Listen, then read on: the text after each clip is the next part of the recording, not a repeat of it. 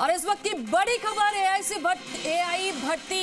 SI भर्ती paper leak प्रकरण high court ने 1 जुलाई को रखी सुनवाई। इस वक्त की बड़ी खबर आपको बता रहे हैं, एसआई भर्ती पेपर लीक प्रकरण हाईकोर्ट ने 1 जुलाई को रखी सुनवाई। अब 1 जुलाई को होगी मामले की सुनवाई। इस वक्त की सबसे बड़ी खबर आपको बता रहे हैं, एसआई भर्ती पेपर लीक प्रकरण हाईकोर्ट ने 1 जुलाई को रखी सुनवाई। अब 1 जुलाई को होगी मामले की सुनवाई। इस वक्त की सबसे बड़ी खबर आपको बता रहे हैं, एसआई भर्ती पेपर लीक प्रकरण हाईकोर्ट ने 1 जुलाई को रखी है सुनवाई। अब 1 जुलाई को होगी मामले की सुनवाई।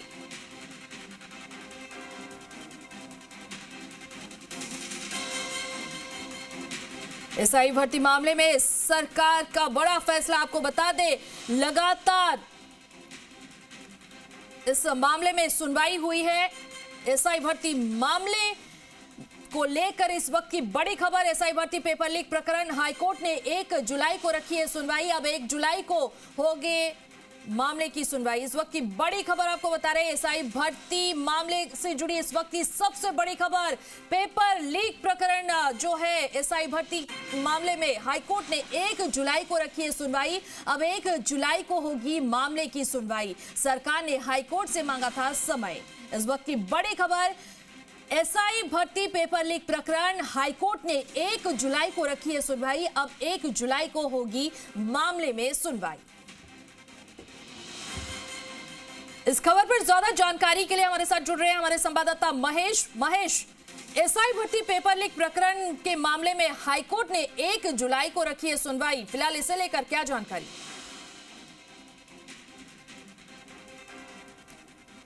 महेश हमारे साथ जुड़े हैं हमारे संवाददाता महेश, अगर बात करें एसआई भर्ती पेपर लीक प्रकरण हाईकोर्ट ने 1 जुलाई को रखी है सुनवाई, फिलहाल इसे लेकर क्या जानकारी है?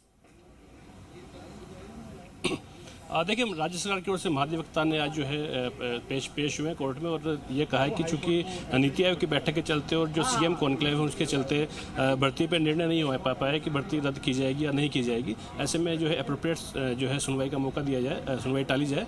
और चूंकि 3 दिन के बाद जो है हाईकोर्ट में एक माह का जो है अवकाश है, ऐसे में 2 जुलाई की जो है डेट मांगी थी कोर्ट से, लेकिन कोर्ट ने 1 जुलाई की डेट दी। साथ ही साथ ये कहा कि अगर कोई पक्ष अपना रिटर्न सबमिशन रखना चाहे तो 1 जुलाई तक रख देवे और 1 जुलाई को जो है सरकार एक ठोस निर्णय करके आ जाए कि भर्ती का क्या किया जाएगा, उसे रद्द किया जाएगा या नहीं किया जाएगा। जी, अगर बात करें जैसे आप बता रहे थे, अब 1 जुलाई को होगी मामले में सुनवाई। फिलहाल वहां पर कोई वकील है, उनसे बात करिए, क्या कुछ उनके पास है अपडेट?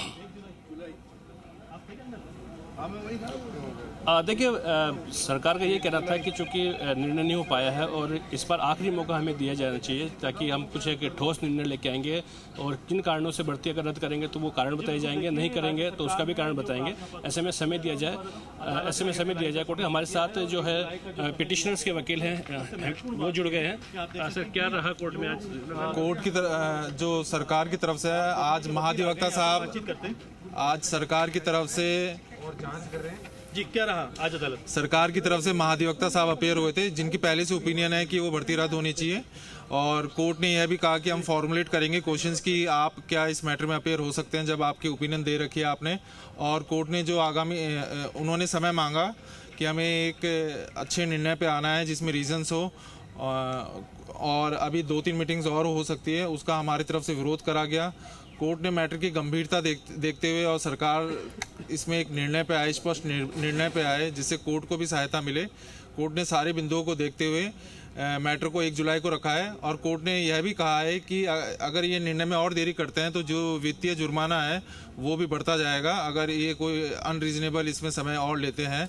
और सारी चीज़ों को देखते हुए कोर्ट ने अब इसकी सुनवाई 1 जुलाई को रखी है। पहले कितना था वित्तीय जुर्माना, अभी क्या स्थिति है? नहीं, कोर्ट ने कहा है कि जैसे जैसे समय अगर कोर्ट को लगेगा कि अनरीजनेबल है और भी लेते रहेंगे तो वित्तीय जुर्माना कोर्ट और बढ़ा सकता है। अभी पहले कितना था ये कुछ भी स्पष्ट नहीं है, लेकिन कोर्ट ने यह बोला है। तो अभी जब सुनवाई हुई, सरकार की क्या दलील थी और आपने किस तरह से खारिज किया? क्यों इनको लग रहा समय रिपोर्ट तैयार करने?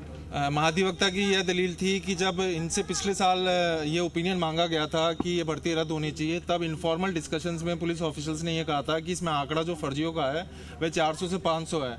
लेकिन अब ये कह रहे हैं कि जो एसओजी असलियत में पकड़ पाई है वह 55 के करीब पकड़ पाई है, तो आंकड़ा कम है।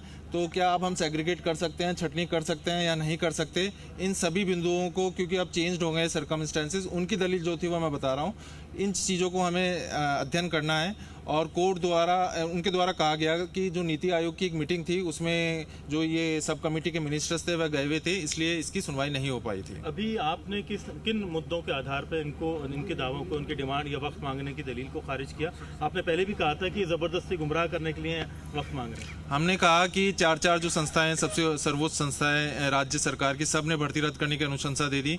अब समय नहीं दिया जाना चाहिए। साथ ही साथ एसओजी जिसने जांच करी उसने भी स्पष्ट करा, और जो सुप्रीम कोर्ट का जजमेंट है बंगाल भर्ती का, वहाँ पे 8 साल बाद सुप्रीम कोर्ट ने बोला कि 27,000 शिक्षकों को हटाया जाए, क्योंकि पूरी भर्ती ही दूषित थी। यहाँ पे तो ये लोग कंफर्म भी नहीं हुए हैं, अभी इनकी पोस्टिंग पे भी रोक है, और यह मामला इतना पुराना नहीं हुआ है, इनका कंफर्मेशन भी नहीं हुआ है, तो इतनी समस्या आनी नहीं चाहिए नई भर्ती के लिए डायरेक्शन देने के लिए। 1 जुलाई तक सरकार बैठकें करके कर पाएगी कुछ निर्णय?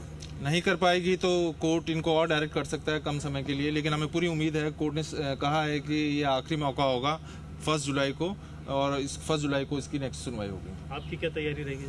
हमारी तैयारी पूरी है सर। बिल्कुल। तो आपका नाम बता दीजिए। हरेंद्र नील जी।